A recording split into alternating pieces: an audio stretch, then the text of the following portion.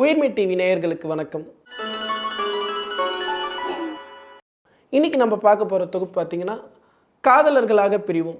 நிசார் கப்பானி தமிழ் இதை மொழிபெயர்த்திருக்கிறது பார்த்தீங்கன்னா அரபிலிருந்து நேரடியாக தமிழில் மொழிபெயர்த்திருக்காரு ஜாகிர் ஹுசைன் அவர்கள்.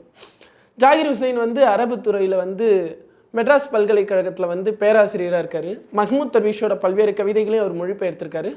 அவரோட ஒரு மொழிபெயர்ப்பில் தான் இது இருக்குது. இப்போ காதலர்களாக பிரிவோங்கிறது காதல் ஒரு பருவம் தான் இல்லையா? காதலோட ஒரு பருவத்தை கொண்டாடக்கூடிய, இல்லை அதை சந்தோஷமாக வழி அனுப்பி வைக்கக்கூடிய, அந்த நினைவுகளை மட்டும் எடுத்துக்கக்கூடிய அந்த மனப்பாங்கோட கவிதைகள் தான் இது. இப்போ இதில் இருக்கிறது நவீன கவிதையா, வானம்பாடி கவிதையா, இல்லை எழுத்து மரபு கவிதையான்னு கேட்டால் யாராலையும் சொல்ல முடியாது. மொழிபெயர்ப்பு கவிதைகளுக்கே ஒரு தன்மை உண்டு. இந்த தன்மையில் தான் இந்த கவிதைகள் இருக்குது. பார்க்கலாம். மின்னல். மீண்டும் மின்னுவதில்லை மின்னிய மின்னல். நான் உன்னை காதலிக்கிறேன் என ஒரு முறை மட்டும் சொல்வேன். இப்போ இன்னொரு கவிதை இருக்குது நிசார் கப்பானி. அது பார்த்திங்கன்னா இன்னும் மரங்கள். நான் பெண்ணை நேசிக்கும் போது எல்லா மரங்களும் என்னை நோக்கி ஓடி வருகின்றன வெறும் கால்களுடன். இப்போ இந்த கவிதையில் பார்த்தீங்கன்னா ஒரு பெண்ணை நேசிக்கும் போது எல்லா மரங்களும் வேர்களோடு என்னோட ஓடி வரேன்னு சொல்லியிருந்தா இருந்திருக்காது. ஆனால் வெறும் கால்களோடு ஓடி வரேன்னு சொல்லும்போது அந்த கவிதை வேறு ஏதோ ஒரு மேஜிக் பண்ணுதுன்னு தான் நினைக்கிறேன். இது ஒரு சுவாரஸ்யமான கவிதை. காதல் போட்டி. இப்போ இந்த கவிதை பார்த்தீங்கன்னா உங்கள் எவரையே இல்லை உங்கள் காதலியவே இன்னொருத்தனும் காதலிக்கிறான் அப்படிங்கிறப்ப அவகிட்ட தர வேண்டிய வாக்குகள் என்னங்கிறது. அன்பே, உன் மற்ற காதலர்களைப் போல் அல்ல நான். உனக்காக அவர்கள் மேகத்தை தந்தால் நான் மழையை தருவேன். அவர்கள் விளக்கை தந்தால் நான் சந்திரனை தருவேன். அவர்கள் கிளையை தந்தால் நான் மரத்தை தருவேன்.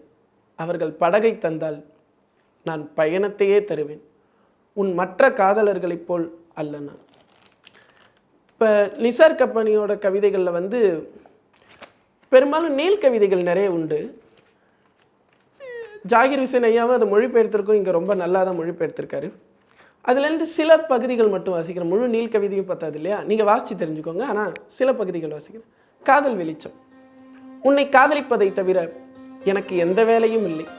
ஆகையால் எனது அன்பளிப்புகளை நீ வாங்க மறுத்தால், எனது கடிதங்களை நிராகரித்தால் இருந்த வேலையும் போய்விடும்.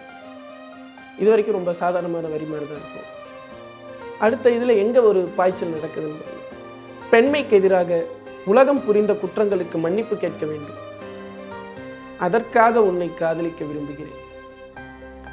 மொத்த உலக வரலாற்றோட அரசியல் நிலைப்பாடோட ஒரு கவிஞன் ஒரே ஒரு பகுதியில் இல்லை ஒரு 4 வரியில் மொத்தத்தையும் கடத்துறான். அதுவும் காதலாக கடத்துறான்.